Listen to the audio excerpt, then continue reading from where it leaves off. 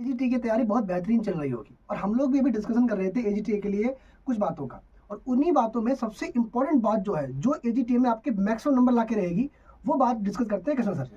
Sir, AGT में बहुत सारे सब्जेक्ट हैं, सबसे इंपॉर्टेंट सब्जेक्ट कौन सा है और उसके इंपॉर्टेंट टॉपिक कौन कौन से हैं? तो देखो, सिलेक्शन जो है बेसिकली देखा जाए तो सभी सब्जेक्ट से ही होना है, किसी एक पर्टिकुलर सब्जेक्ट से नहीं होना है। बट किस सब्जेक्ट पे ज़्यादा फोकस करें ये बहुत इंपॉर्टेंट है। अगर आपने सिलेबस देखा हो, एग्जाम पैटर्न देखा हो, तो उसमें दो सब्जेक्ट हैं जो ज़्यादातर पूछे जाने वाले, जिसमें एक क्रॉप साइंस है, जिसमें हॉर्टिकल्चरल क्रॉप्स भी शामिल हैं और साथ ही साथ में एग्रोनॉमी की क्रॉप्स भी शामिल हैं। दूसरा है आपका सॉइल साइंस। अब इनमें सबसे ज़्यादा फोकस किस पे करें, तो जैसे एग्रोनॉमी वाला जो पोर्शन है उसमें प्रिंसिपल्स ऑफ एग्रोनॉमी और क्रॉप प्रोडक्शन।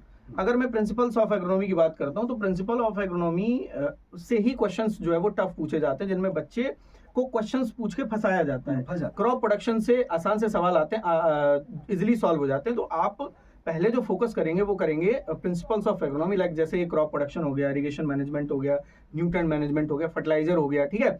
इधर अगर मैं सॉइल साइंस की अगर बात करता हूं तो सॉइल साइंस में फिजिकल प्रॉपर्टी तो आसान है, आराम से हो जाएगी। तो सबसे पहले जो फोकस करना है वो करना है केमिकल प्रॉपर्टी ऑफ सॉइल पे। अगर आप इतना तैयार कर लेते हो तो मुझे लगता है कि एग्रीकल्चर में जो मैक्सिमम स्कोर है वो आप ला सकते हो। बिल्कुल बिल्कुल। तो आपकी तैयारी कैसी चल रही है आप बताना कमेंट के अंदर, और आपको कौन सा सब्जेक्ट कठिन लगता है वो भी बताना।